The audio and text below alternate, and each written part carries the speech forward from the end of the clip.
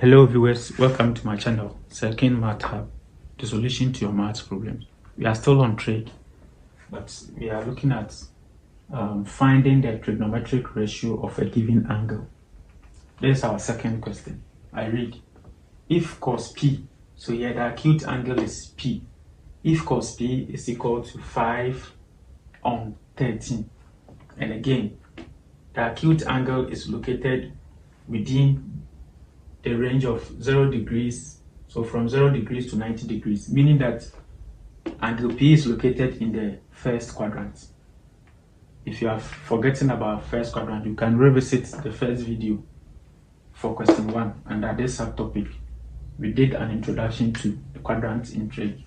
So P is located in the first quadrant.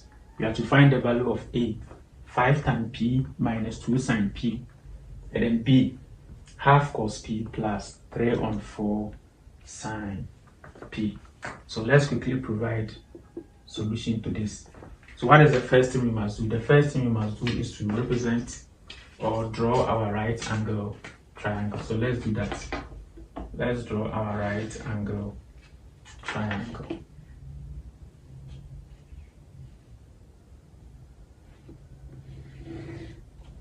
So we have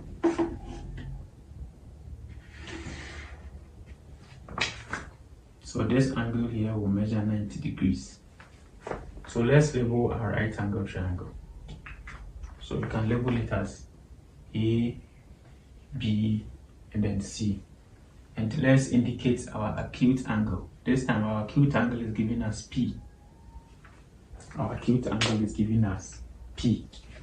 So now we have a ratio for cos P as 5 on 13. So before we can evaluate this, we need a ratio representing tan P as well as a ratio representing sin P. So how do we get them? So now from SOHCAHTOA,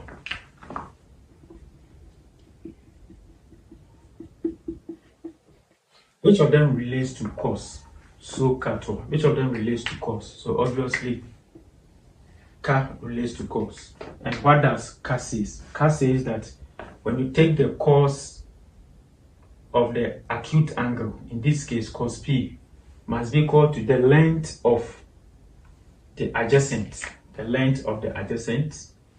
So it means that this 5 here represents the adjacent divided by the length of the hypotenuse.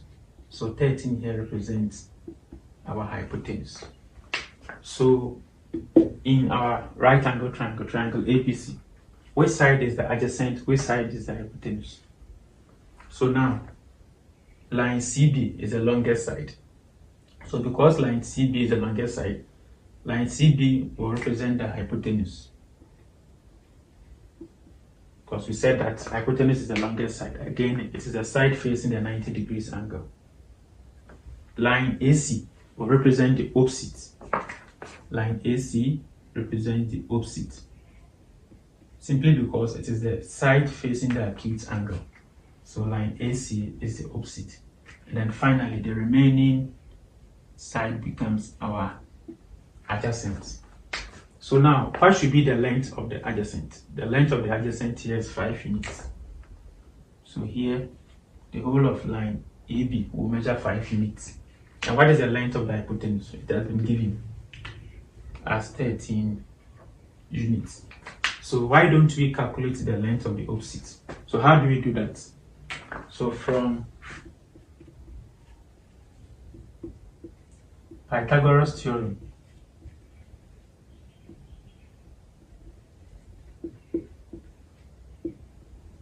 we know that the square of the longest side, in this case, the square of the hypotenuse, 13 squared, must be equal to the sum of the squares of the other two sides. So the sum of the squares of the other two sides. So there is one of the sides, the adjacent. 5 squared plus the other length, the opposite. So I'm representing the opposite as line AC. So line AC squared. Now what is 13 squared? 13 squared.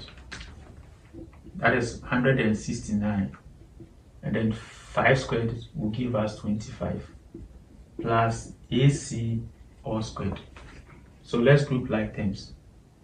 So we have 169. You transpose positive 25 to the left, it becomes negative 25. And this should be equal to AC all squared. So what is 169 minus 25? That should give us 144. Again, we are looking for the length of AC, not AC squared. So we have to take the square root on both sides. So the square root will cancel out the square. And then the square root of 144. Square root of 144. That is 12 units. 12 units. So 12 is equal to the length of AC. So finally, AC is equal to 12 units. So it means that the length of line AC measures 12 units. So we are almost done. We are almost done. So now, can we now write the ratio for tan P? So tan P. Again from SOHCAHTOA.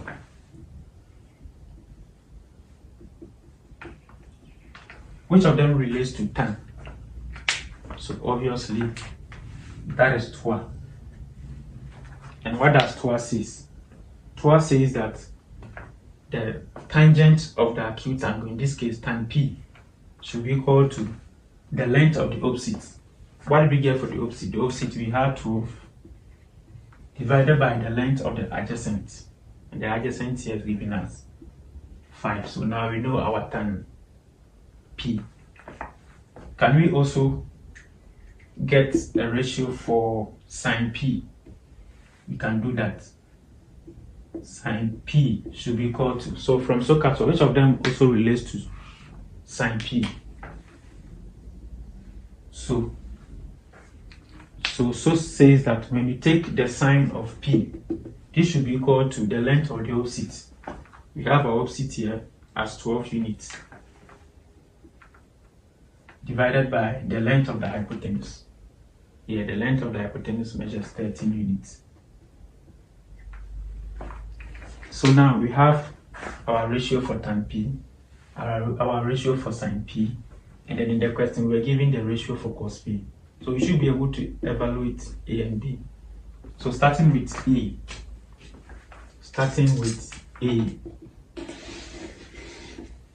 So for A, you have to calculate 5 tan P minus 2 sin P. So let's do the substitution. So what we get for tan P? The ratio for tan P, 12 on 5 minus 2. What is the ratio for sin P?